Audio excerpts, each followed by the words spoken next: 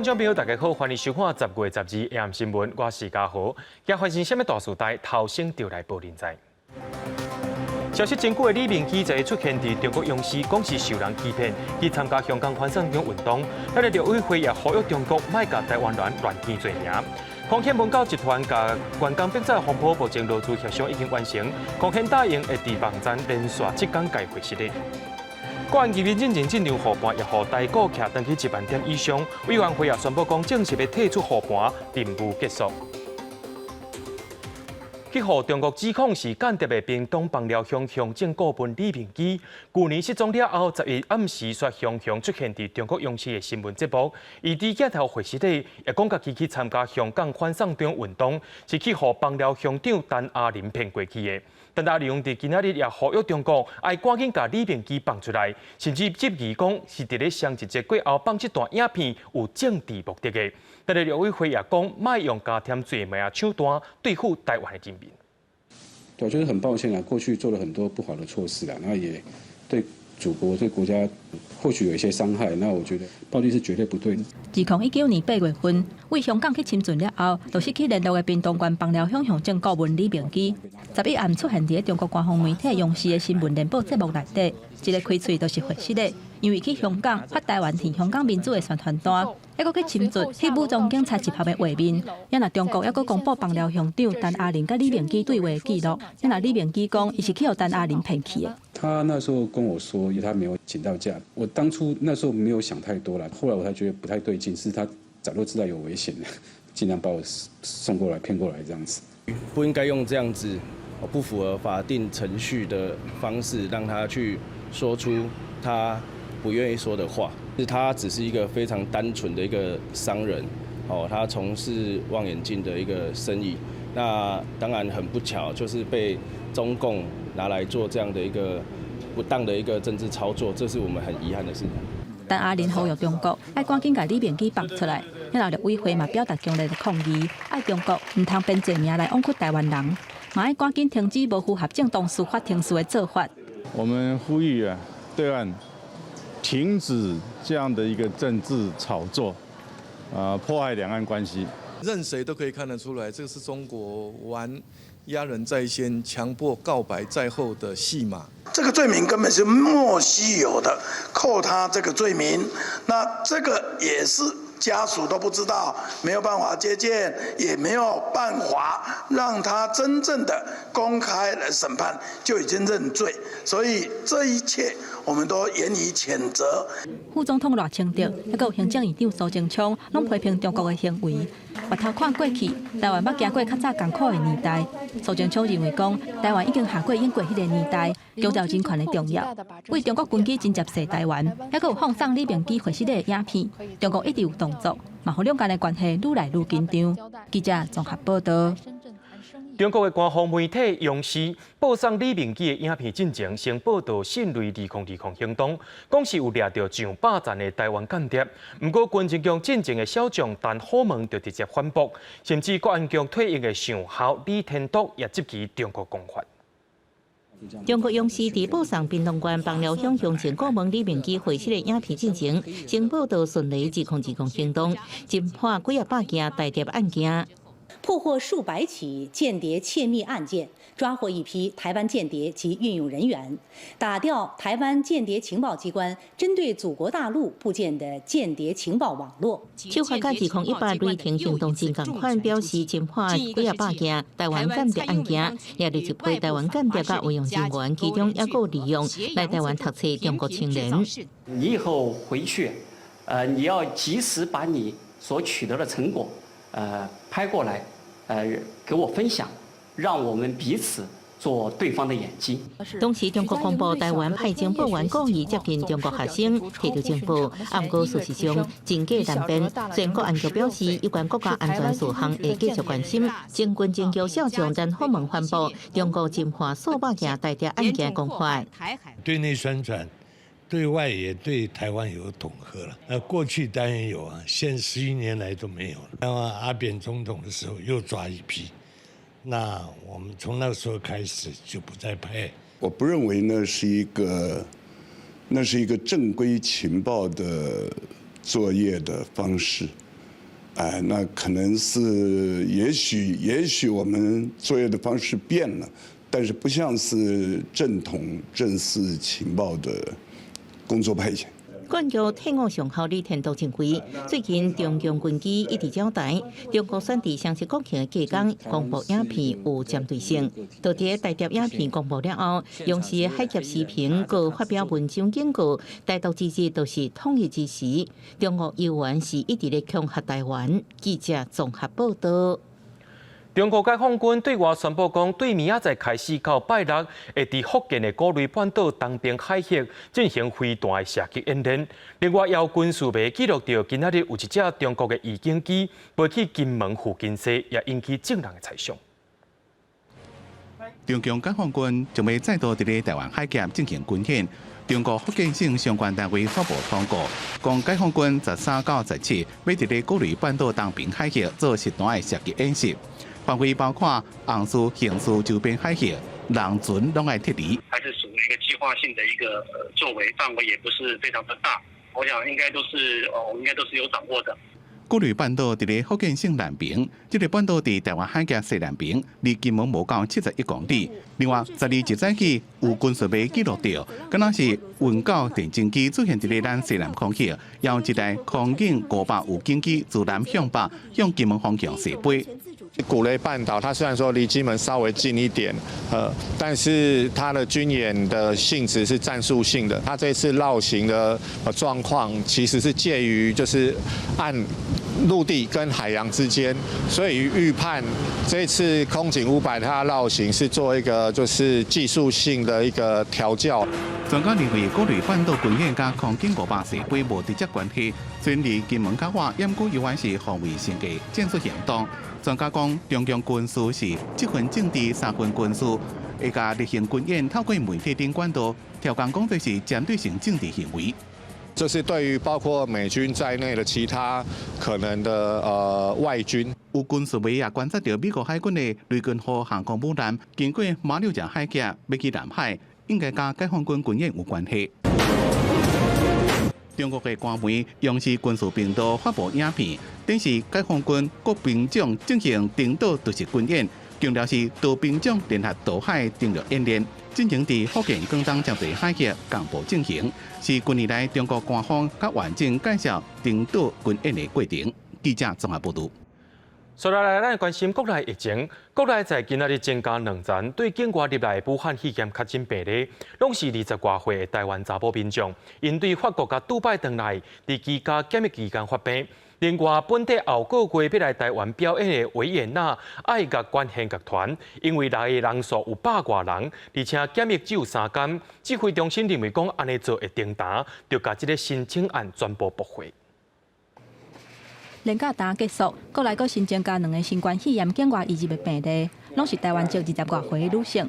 第528例，今年1月份去法国留学，10月初时甲朋友做伙返来台湾，入境的时阵无症状，毋过居家检疫的期间出现流鼻水、脑痒痒的情形，去互医生看采检了后就确诊。案号第529是外籍航空公司的空服员，长期伫杜拜甲其他的国家做工课，9月30返来台湾休困，入境的时阵无症状，居家检疫的期间胸鼻无芳臭，采检了后确诊。他有可能在其他国家工作啦，或说他回到这个杜拜的时候，或者飞到另外一个国家的时候感染到，是不是一定在飞机上感染的？这倒不一定啊。原本按算10月底来台湾演出的维也纳爱乐管弦乐团，来台湾的申请书，顶一日去予指挥中心驳回。根据网络顶一份这个乐团的行程，10月25会到高雄，了后隔2、3天，到伫高雄的维武营表演，隔当天才阁搭高铁上北，去台北国家音乐厅演出。到11月初1为止，会演出3场。11月初2离开台湾。不过指挥中心认为讲，因期间检疫的时间敢若有3天，恐惊有无够的疑虑。维也纳团的话，因为它有100多人，然后整个来台湾可能检疫的时间又比较短，还有它的动线可能也比较复杂。在这个种种的因素，我们认为说，在防疫上要做到这个滴水不漏是比较困难的。指挥中心强调讲，外国艺文团体来台湾表演，主要是用专案来处理，照短期商务人士、缩短期间检疫时间的指引。爱有防疫计划，而且摕到入境进前3天内核酸检测阴性的报告，居家检疫至少爱7天，若是缩短到7天以下，目前敢若有旅行走廊的方式。记者综合报道。台湾当阳今仔日宣布讲，已经摕到德国 BNT 武汉肺炎疫苗的台湾代理权，头一批1000万吨，上紧在明年头一季就会送来到台湾。董事长林全表示 ，BNT 授权予东洋，上济是3000万吨的疫苗，介绍会参考国际行情，也会看重防疫，袂乱开价。我们完全配合政府的政策需要，因为到底政府要采购多少，这是它的配置的问题。那但是我们是先去争取到个可以供应的最大额度，那么这是 BNT 可以授权我们去跟政府去谈的，那至于详细的数字，我想我们会希望政府部门能够有一个了解。那么目前我们并没有，因为才刚刚开始嘛，还并没有跟政府去进一步的做更明确的这个讨论。当然，在这个之前，确实我们有就技术问题，还有一些可能性，有跟这个相关主管机关的一些同仁呢有做一些了解，是这样的情况。这款 BNT 武汉肺炎疫苗的运送过程拢爱保持低温。林专业强调讲，别人会当做的，同样也会当做。疫情指挥中心表示，目前是要采取买超过价疫苗做策略。若准这款爱病的疫苗有适合，设备也会当负担，就会考虑买 BNT 授权的疫苗。讲到空天集团董事长李万杰，因为违反着检疫规定，去互新北市政府罚钱，后来又发生逼甲代志逼出来，员工爱离职的风波。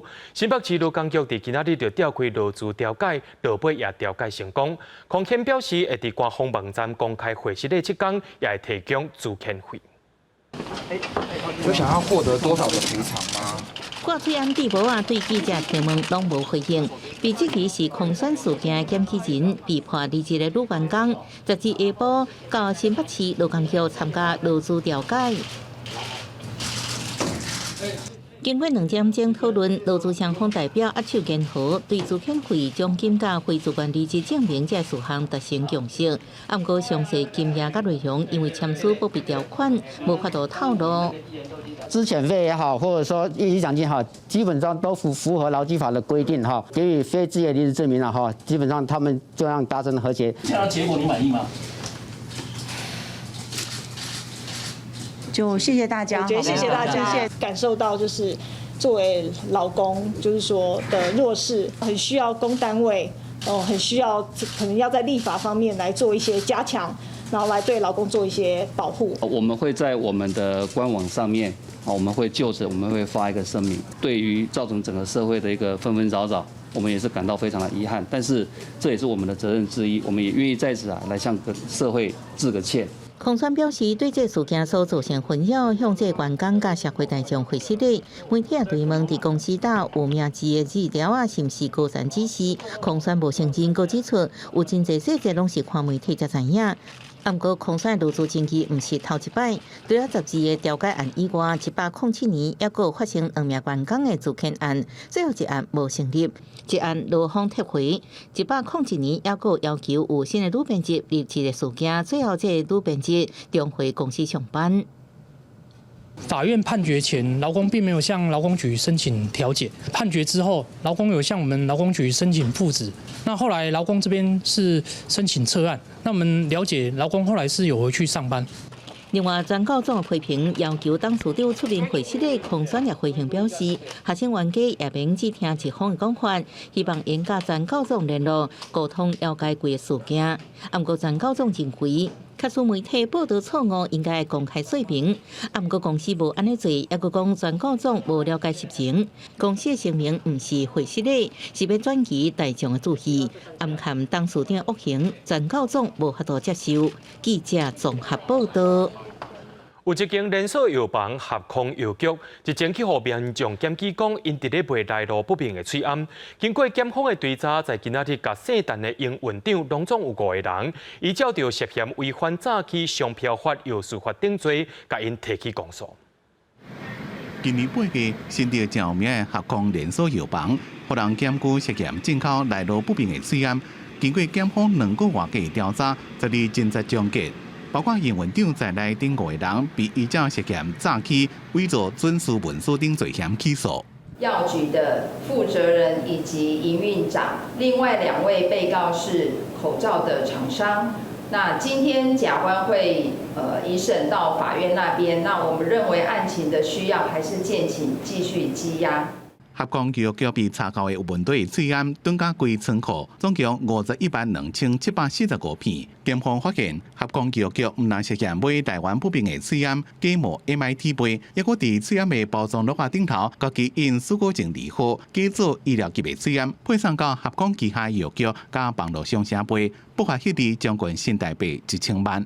地检已经送回，目前有问题的部分是地检都移送回去了，那后续的处理的部分，我们当然是配合地检啊。但是因为我们作业上的一个疏失，所以造成厂商跟我们这中间的一些那个资讯上没有同步，所以说造成这些的困扰，都是台湾制作的这样子。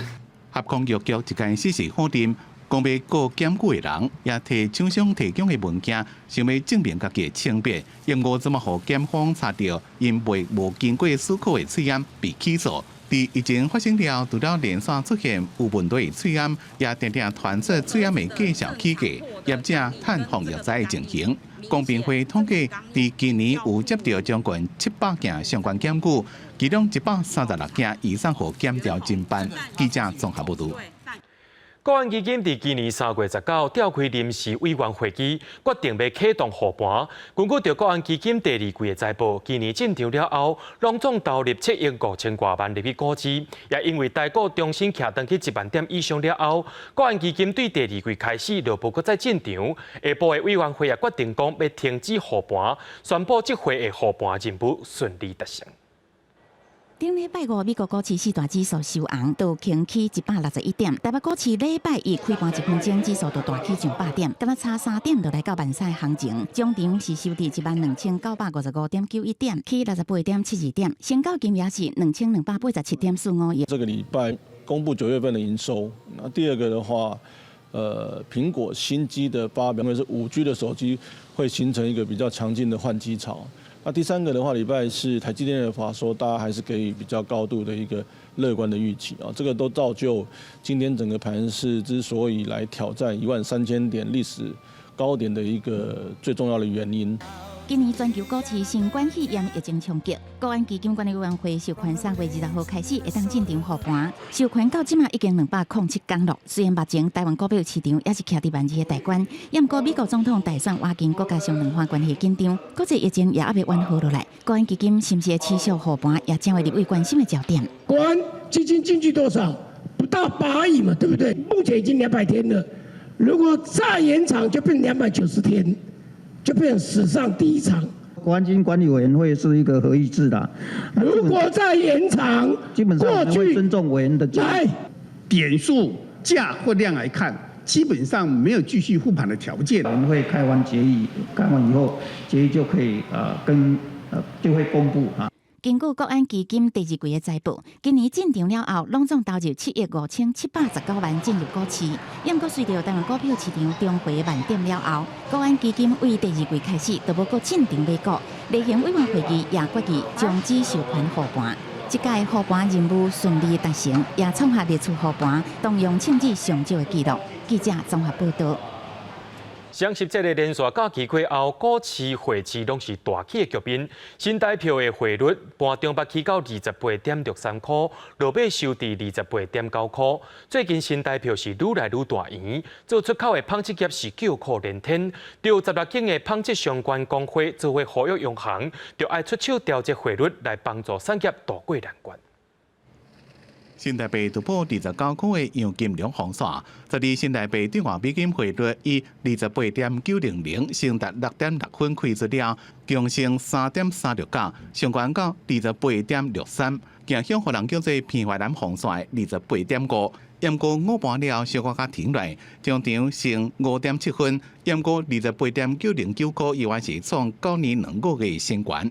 我们就是在尾盘的时候会去做一个拉抬，所以我们可以在走势上面很明显看到说，它的整体的下影线是非常长的。在国际货币上面的美元相对弱势的关系，导致包含欧系货币、包含亚系货币都会是相对强势的。对这群新台币升值，除了加重机械业加工具机出口的压力，也予伊出口费导向的纺织业正头疼。有16间纺织产业相关工会联合上诉中央银行，希望央行出手调节汇率。因为根据纺织会统计，敢若今年1季到7季，咱国纺织品出口的总值41.5亿亿美金，大幅度衰退23%。纺织业者讲，虽然最近半年政府连续3遍推出纾困措施救产业，不过在这段期间新台币升值和纾困效果规拢无去。台湾因为也没签 FTA， 也没加入这些区域经济协定，所以变成在整个的出口到外面还是受到关税的这种不公平贸易障碍嘛。那再加上现在汇率的升值幅度要远大过于其他国家，所以对台湾来讲是一个双重的一个打击。越南啦，还是印尼啦，我们有很多的纺织业在那边。你如果一升值之后，我们在销售上面的确是成本就拉高。那你原来接的订单又不能涨价，那所以对产业来讲，这个伤害其实很大。真侪纺织业者讲，亏损严重，强要停业关厂。进前新台币升破30块，和外销竞争力大幅度降低，怎么个破29块？希望央行赶紧出手控制新台币升值的幅度，可以拔登去31块以上，帮助产业渡过难关。记者综合报道。对着阮的镜头来看在地上大条，交通部伫顶日有讲到，会甲基隆的轻便铁路，也就是轻轨，认定是800基首都款的捷运系统。明仔载就要启动政策沟通平台，交通部也会甲3位市长做伙来讨论未来的交通规划。代替基隆火车站不是上下班单车人无多，不过真侪基隆人也是坐火车去台北工作、读册。铁道局规划中的基隆轻轨有机会明年动工，不过基隆到北岛之间路线敢用一种轨道，轻轨也是代替引起争议。火车比较方便吧？对啊，直接可以到台北车站啊，那个只有到南港，就有差距了啊。你到南港还要再换。就造成我们的不方便，但是对基隆人的话，其实又是不一样的感觉啊。每个人的来的方向不同，所以当然就不一样了。根据规划，轻轨有12站，起点是基隆，火车是不是要退出基隆，只是前期之计。石库站要接未来捷运民生实质线，也被怀疑路线停塌。台北平原本规划伫南港展览馆，目前800基大面校有共识，希望延新加4天强固的南港站。基隆的轻轨后市捷运。一定是要借接在新北市汐止的廊道里面，整个路廊的规划，新北市一定要负起责任。我们会表达民众的声音，然后希望交通部赶快争取一个北北基都可以最佳的方案。交通部定调，基隆轻轨是属于800基首都款捷运系统一环，轻轨升级捷运有希望，不过经费的增加，完工时程也延后，牵动800基共同生活款，所以真需要启动3方对话，礼拜2下晡800基3方会第一摆正式协商。北基甚至到宜兰跟桃园的轨道路网都可以打通，所以这个也应北基3位市长他的建议，我们成立了一个北基轨道路网政策沟通平台。礼拜2下晡，台北市长郭文泰、新北市长侯友宜、基隆市长林右昌拢会亲身参加。3方第一摆会议焦点可能是基隆轻轨的起点甲尾站。记者综合报道。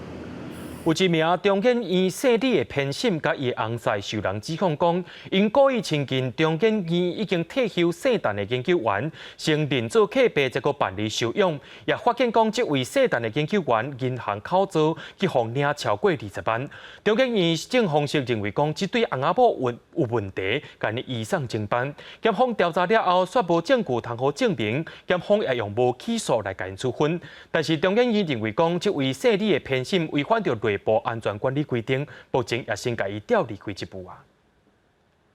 这位已经80几岁中研院的退休的姓陈的研究员，专门伫咧研究北亚史、中亚史，伫国际学术界地位不假悬。因过去退休了，得到中度的失智症，亲人无伫咧身躯边。去年伊突然间甲中研院的副院长黄振兴讲，伊家己认一个快查某囝。黄振兴感觉代志无啥对，请这位姓陈的研究员的小妹去给关心。陈研究员他有打电话给我们黄副院长说，他认养了一个女儿，他想要带来见我们黄副院长。那黄副院长那时候就有警觉，说怎么会有这种事情？这位姓陈的研究员的小妹发现，伊的大兄互人带离归厝，除了报警，也请当地里长到三共找人。伫咧找到姓陈的研究员时阵，突然间有一对翁仔某对这位姓陈的研究员发老爸。一查才知影讲，原来这两个人是伫咧中研院的姓李的编审，也有伊的翁婿姓蔡的体操教练，敢若是令这位姓陈的研究员做客背办收养的手续。因过所该带离开原本的厝，并且将姓陈的研究员名下的存款26万拢领走。陈先生曾经跟那个蔡教练一起来你办公室办一些电费补助的事情，所以让我联结到说，这个时间点，陈先生会不会被那个蔡教练给带走？当地里长讲，这个姓蔡教练捌认这位中研院退休的姓吴的教授做客背，也个继承这位教授的房地产。不过这边的考核也可以怀疑姓陈的研究员可能就住伫咧姓吴的教授的厝内面。结果，这位姓陈研究员的小妹就伫咧这位已经过身的姓吴的教授的厝附近找到失踪的大兄。另外，因为姓陈的研究员的讲法颠颠倒倒，就算这两个翁仔某互人依照涉嫌犯妨碍自由等罪名以上法办，最后依然予士林地检署做无起诉的处分。记者综合报道。伫咧台东有一间高职，好亲像发生校园霸凌风波，有一个查甫学生去互同学牵过去的椅仔夹着头，甚至阁去互同学拍，边仔的人也伫咧笑。这段影片目前正伫网络顶头流传。目前这位受人霸凌的学生已经准备要拍官司，学校也当要处理这件霸凌的案件。这个查甫学生坐咧看册，一只椅仔怎雄雄对伊的头壳顶上落，面对暴力，伊是点点啊坐伫伊的位。后来伊要离开，煞阁随互同学扭倒转来教室内底，阁用拳头帽对伊的头壳大力买落。也若其他的同学是咧边仔看戏，无人出声来阻挡。这是发生伫咧初七疑似校园霸凌的一段影片，还阁做配乐红传去咧网络顶引起讨论。小孩子痛，我们家长更痛，我们压力更大，我们压力比小孩大。我们除了安抚小孩，我们还要安抚我自己，我还要安抚整个家庭。霸凌的问题这是非常不应该，所以要在这个时刻，由父母亲的心情来反映社会的一个能力。伫咧议员的陪同之下，被害学生的家长讲出囡仔受到伤害的心痛，嘛批评这已经是集体霸凌，希望学校爱好好处理。因若代志发生了后，学校初步了解，原因疑似是班级摒扫的问题，目前已经启动校安通报。互拍学生验伤了后，已经对甲拍的同学提告伤害。因若12的时阵，学校嘛有召开学生中天会。要针对事件的发生深表遗憾，后续会调查清楚，并依学生奖处规定辅导，也会针对该生及全班学生进行辅导。我明天去主要是要了解冲突的原因是什么，然后看学校他们对待这个事情的态度，他们有没有解决的方案。除了教育处长会做了解以外，学校嘛会甲专案交予校园霸凌小组来讨论霸凌的案件敢是有成立。嘛强调讲，刚拍学生甲家长已经讲会回实的，因若学校嘛会尊重校园霸凌小组讨论的决定，会按规定来处分甲辅导。记者综合报道。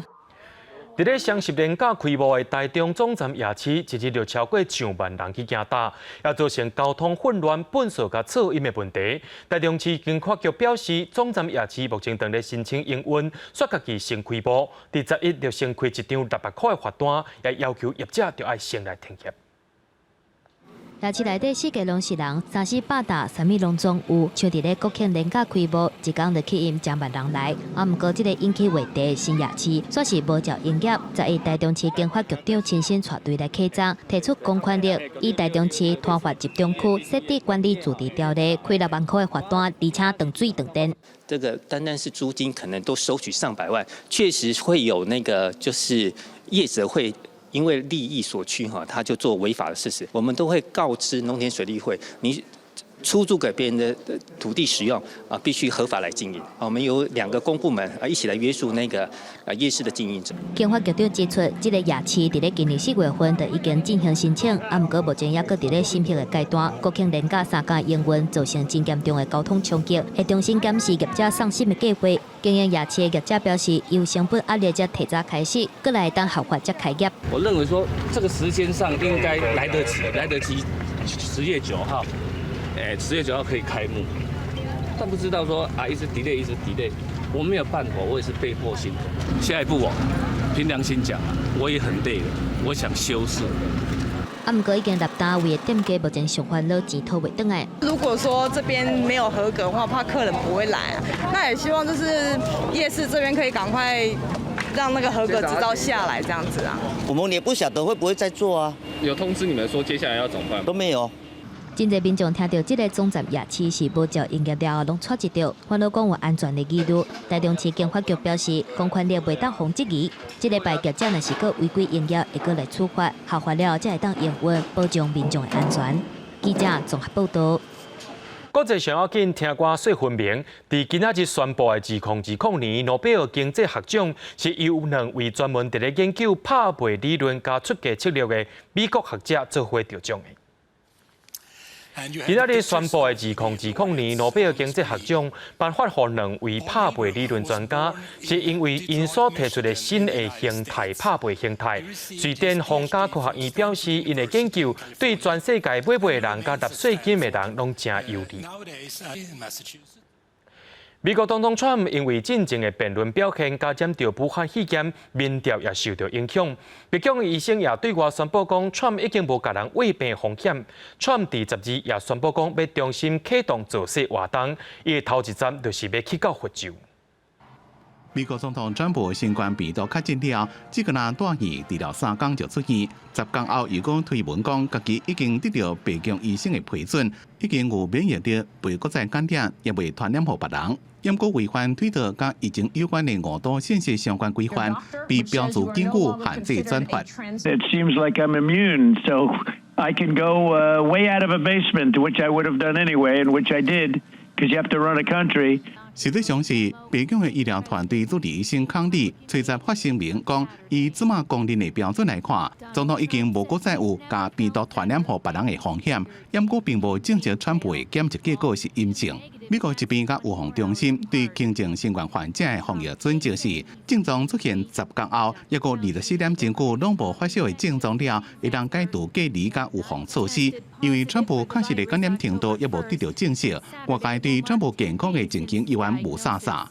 I don't want to be commenting specifically about the specific things that the president is doing. What I can say that we should not trivialize this disease.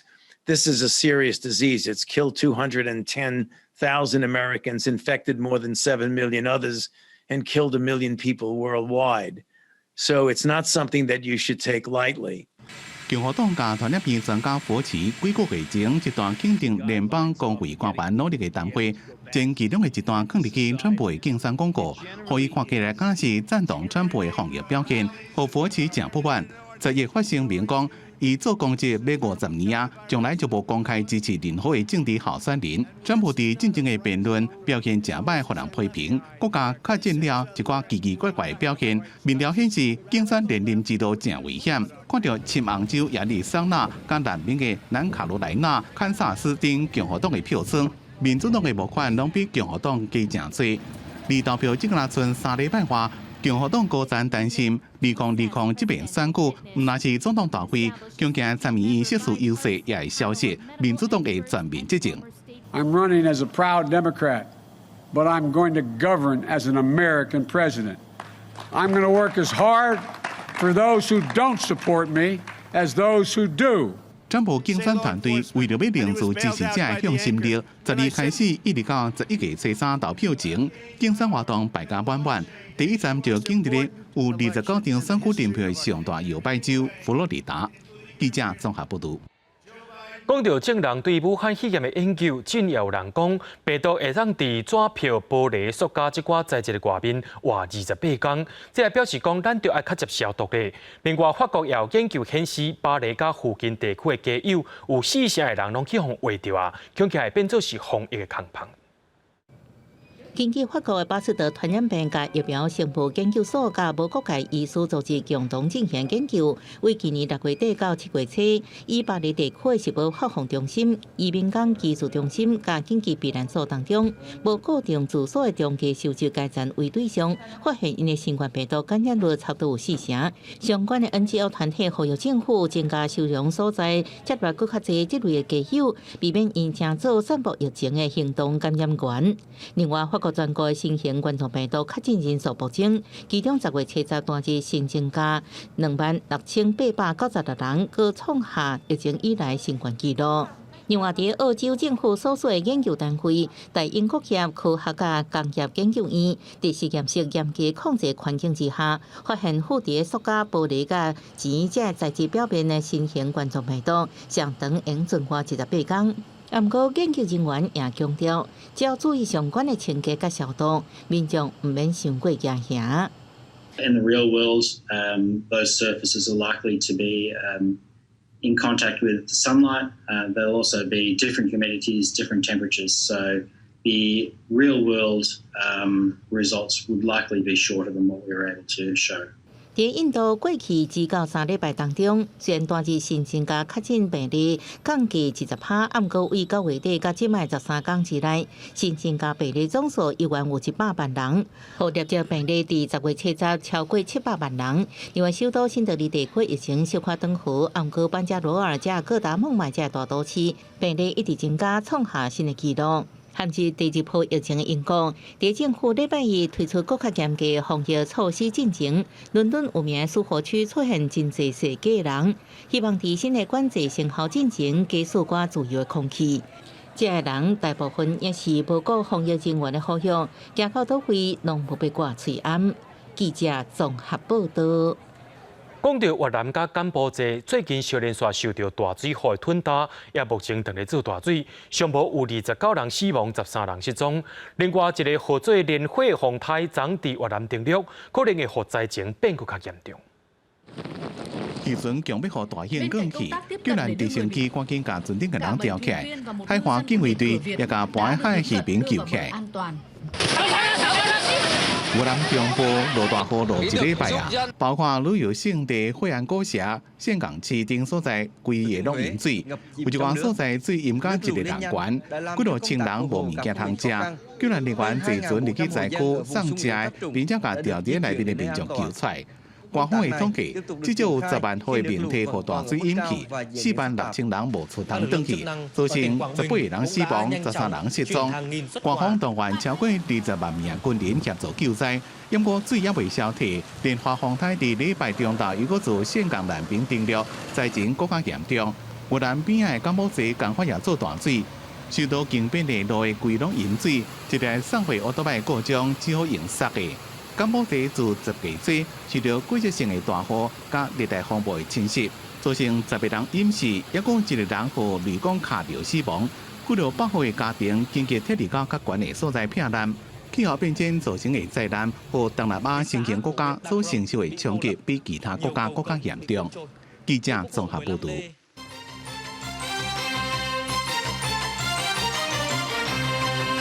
讲到咱台湾要甲邦交国普劳建立安全旅游经济圈，进度也受到政人的注意。外交部表示，这个议题是由普劳的总统所提出的，目前双方正在讨论。不过，就立委这边讲，就算互相开放，普劳来台湾的民众无济，对台湾的观光无啥帮助。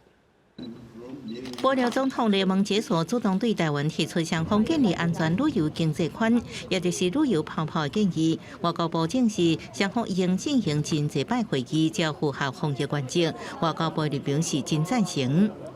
那我们可以看到说，帛琉来台旅游的人，因为他们人数本来就少嘛，所以其实是杯水车薪呐。然后呢，那这个台人去帛琉旅游的人数可能会比较多，所以他们的总统当然很积极。以他们人口数来讲，比例是很高的，就是学生，还有他们的这个转诊的病患，转诊病患的家属一起过来的，还有外交方面的公务的旅游。外交部会请国内旅游工会伫11月举办线上旅游贸易会，邀请包含保留圣文森、马绍尔等10个多数国家为旅游泡泡暖身。观光局建议台湾保留旅游泡泡模式是双方互相开放边境，入境爱检附核酸检测阴性证明，免隔24天观光入境。由旅行业者组团指限团进团出，后续的完整报告送到中央流行疫情指挥中心研究。我们目前并还没有收到有关交通部这边的研拟的一个整个计划。这个礼拜5我会先开一个会前会，就针对这些议题来先做一个广泛的一个讨论。旅游业者表示，国际疫情为年初小到年尾，旅游泡泡消息才出来，都游客打电话来预约。业者预料保留一直被台湾列为低风险地区，旅游形式各以户外水上活动为主，市场反应应该非常的好。它那边就是海岛，阳光、沙滩、海浪、浮潜、玩水，当地也没有什么太多的交通娱乐，所以你就是团队行动。那在这个情况下，我们的管制相对安全。目前全球保护旅游泡泡台湾保留核数成功推动，亦是全球第一例。指挥中心要伫礼拜5开专家会议讨论，若是通过会启动由观光局主导的采线团，到当地确认旅游环境安全，再开放旅行业者组团出发。记者综合报道。伫咧南投的草屯有3个里联合举办治流感疫苗活动，不过一天敢若提供150桶，煞引起民众反弹。伫台中的还原也有类似的情形发生。台中市卫生局表示，只要是因为货无够数量，即限制数量上换到11月，民众拢会当自着啊。提通知单甲健保卡，上班到的老大人都无流感疫苗通好做，干来当明仔载才阁来。因为草屯3个里流感疫苗一天的配额干那150支，不过12这一天就有300个民众来要做。从100啊，囡仔都老伙都几个人啊，你一日就200-300个啊，咱一日。袂讲啊，这是安怎来要用这种的配给的啊？为人过关的人拢有限的。南投草屯的3个里，中正、玉峰、甲民政里，50岁以上符合资格会当注公费流感疫苗的，至少有2050个人。南投县卫生局讲，今年的流感疫苗，南投县分配的总额是137000剂，不过到目前为止，保护南投县的敢若有一半的量，敢若会当做管制。强大的一个情形。那事实上，我们今年跟去年跟前年大概都是采购同样的一个技术，它的那个拨配量大概是涵盖人口的25%，但是我们南投县可以预计可以达到27.78%。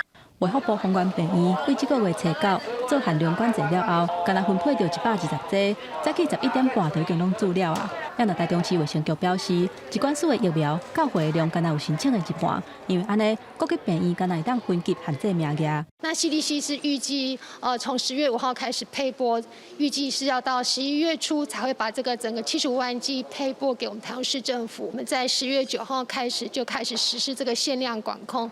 台中市卫生局表示，今年疫苗采购的量比往过也搁较侪，主要是因为住的民众比进前还搁加2成以上。疾管署统计，今年公费流感疫苗开始做已经7天啊，目前已经做197万6千剂，甲去年同期来比增加26万8千剂，敢若是头一天都比往年还搁加1倍的量。另外，各县市家己限制名额了后，人数有较减少，呼吁民众唔通着急，只要有符合做公费流感疫苗资格的民众，拢会当做。记者综合报道。伫咧最近幼儿园直接发生苦毒囡仔的案件，在今仔日静观基金会就甲立委做伙召开记者会，呼吁政府就要推动修法来维护幼囡仔的安全。托育人员面头前坐一个囡仔，敢若是因为伊喙暗挂无好势，托育人员就甲起骹动手。另外一个监视器的画面，囡仔互即个托育人员真大力车对涂骹去。这是今年2月份，台南某一间托婴中心的人员疑似虐待囡仔的影片。卫福部今年订定托婴中心监视录影管理的办法，不过针对幼儿园也无相关的规定。有家长呼吁讲，希望政府爱重视幼儿园的安全。目前没有法条规定幼儿园必须装监视器并提供家长审查，因此所有幼儿园发生的人虐行为，好像只要老师不承认就可以不成立了，因为没有证据。囡仔送去托婴中心去用虐待的事件一再发生。台北市上山某一间托婴中心，今年9月份嘛传出疑似虐待囡仔。这个托育人员规个人缀伫囡仔的粪丝顶，想要按伊困，还阁摕被仔甲看面，若无注意，可能真歹喘气。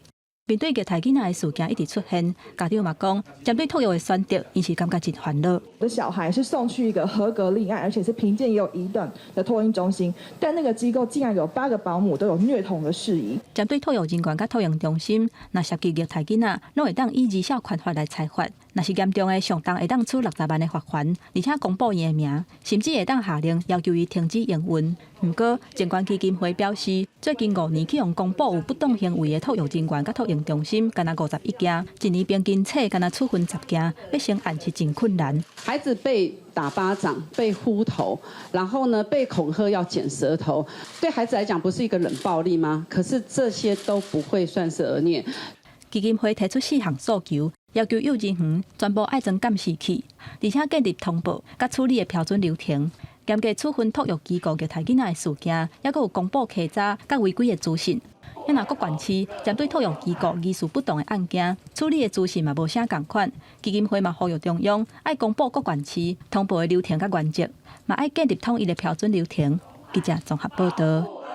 全世界数量平乌面腊杯阁较少的东方白鹳，有人叫做送惊鸟，在一直森林白寮落水溪出海口去互民众翕到。这只东方白鹳的喙竟然去互粪扫填掉咧，可能会影响到伊的生命安全。一寡爱鸟的人士也自动发起要来抢救这只东方白鹳。白色的身躯搭配着乌色全球真罕看的东方白鹳，秋冬天的时阵，雄雄出现伫森林白寮的天顶，互翕照俱乐部的民众翕到。但是民众当厝将相片放大了后，发现喙的部分好亲像吐着咱人蛋的废弃物，可能影响鸟仔食物件，危害着性命。它嘴巴不晓得含着什么东西，开始并没有确定那是什么。回到家里再看的时候，发现它好像有被它嘴巴好像有被那个东西被卡住了。东方白鹳阁叫送子鸟，平常时出现伫海拔0.50公尺的南投区。除了讲有乌色的翅甲长长的喙，目睭四周围有红色的皮肤，身长1.29公尺。因为车地过度开发，湿地面积减少，加上人为大量拉捕，全世界敢若剩2至3千只。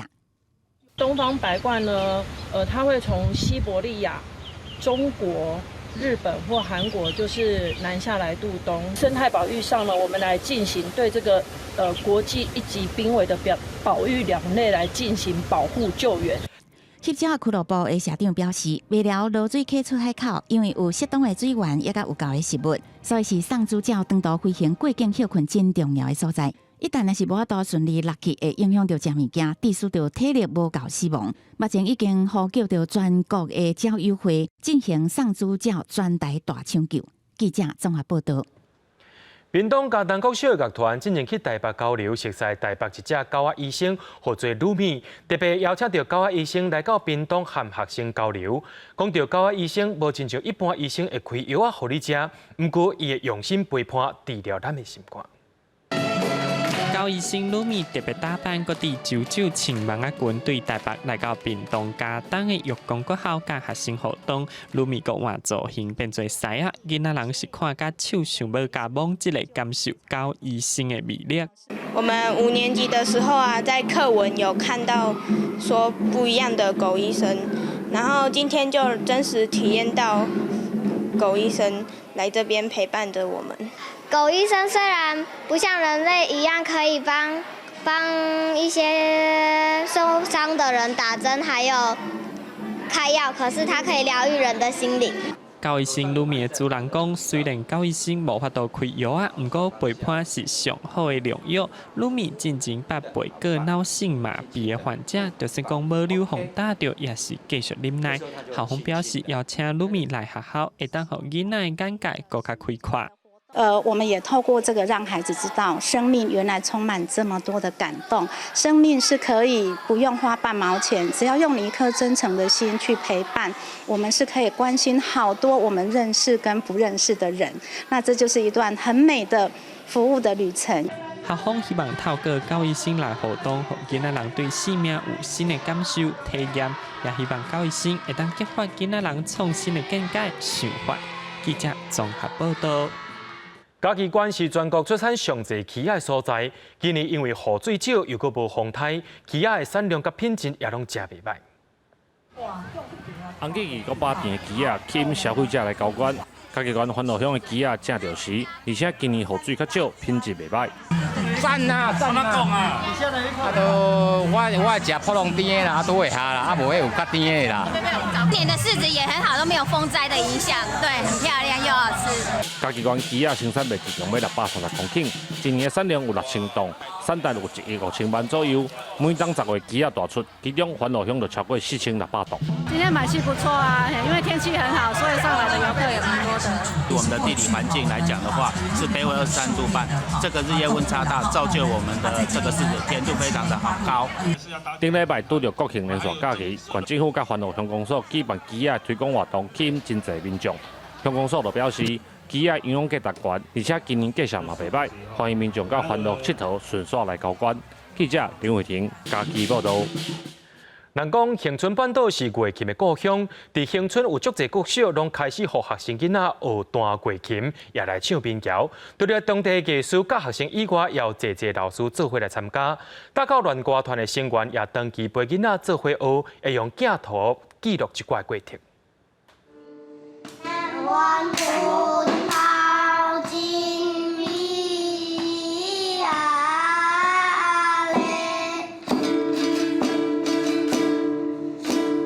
用思乡记的调唱出家己写的词，这两个恒春国小南湾分校2年的学生，当咧练习比赛歌曲。因这么细汉就会晓弹月琴、唱民谣，因为学校对6年前开始教囡仔，老师佮用心记录民谣曲调，写做乐谱，互囡仔学。传艺师有法度弹，来，因为传艺师甲你讲，无传艺师无法度弹，啊无法度弹，啊咱伫学校内底无法度落实。我觉得我们缺了一个传艺师跟小朋友之间的桥梁，那个桥梁我需要有谱。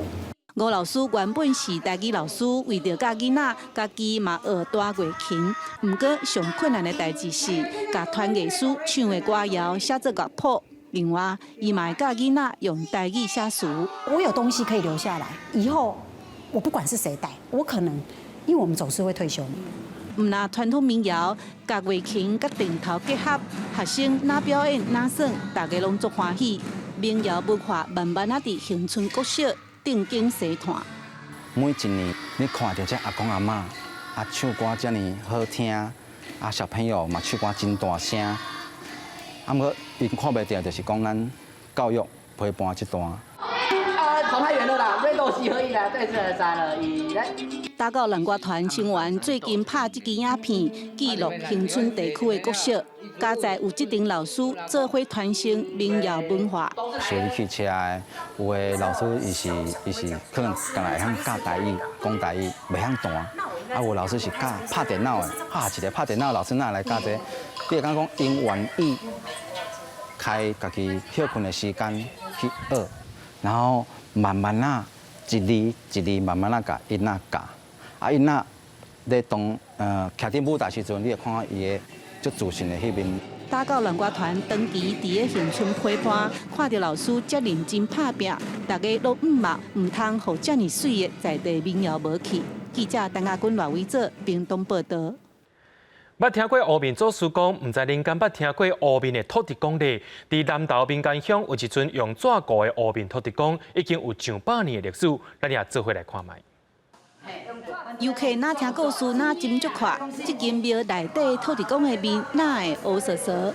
乌面土地公实在真罕见，而且伊的金身阁是纸糊的，已经有超过100年的历史，悠原保存了真好。人土地公是拢用个茶刻的，伊即用纸做的，还有伊这土地公伊大概拢是普通的，伊这是乌面的，较特殊啦。它的一个最大的特色就是全台唯2黑面，然后是纸糊的软身的土地公。139线的步道可以经过，所以很多的不管是健走的啊，或者是骑脚踏车的，或者是重机的游客，都会过来参拜。这是民间乡有名清福宫，足侪人拢是为着看乌面土地公来的。其实这原本是清朝迄时阵用3粒大石头起的小庙，当时甲土地公设计乌面看起来较歹，主要是要保庇这的做生意的人。地方是在清朝的时候，它是一个经济主轴的地带，只要到埔里、水里，当时的盐巴、水果要挑，都经过这个主道过来。乌面土地公庙即马已经改建变做一间大庙，唔那是地方的信仰中心。社区举办深度旅游，嘛会带游客来参拜、听故事，理解遮的文化甲历史。记者综合报道。最近天气侪变化，明仔日气象咱也做伙来详细看。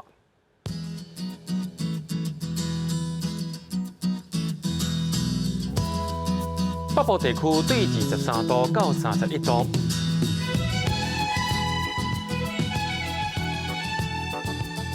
中部地区对23度到33度，东部地区对24度到33度，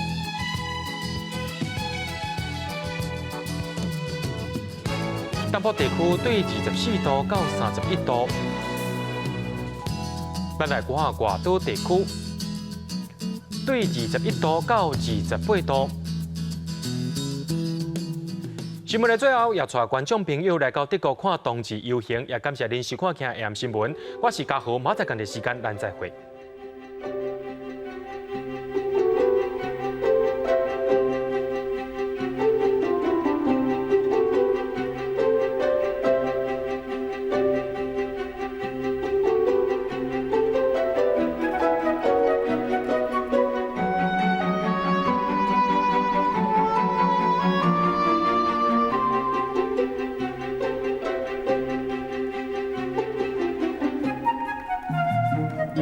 Thank you.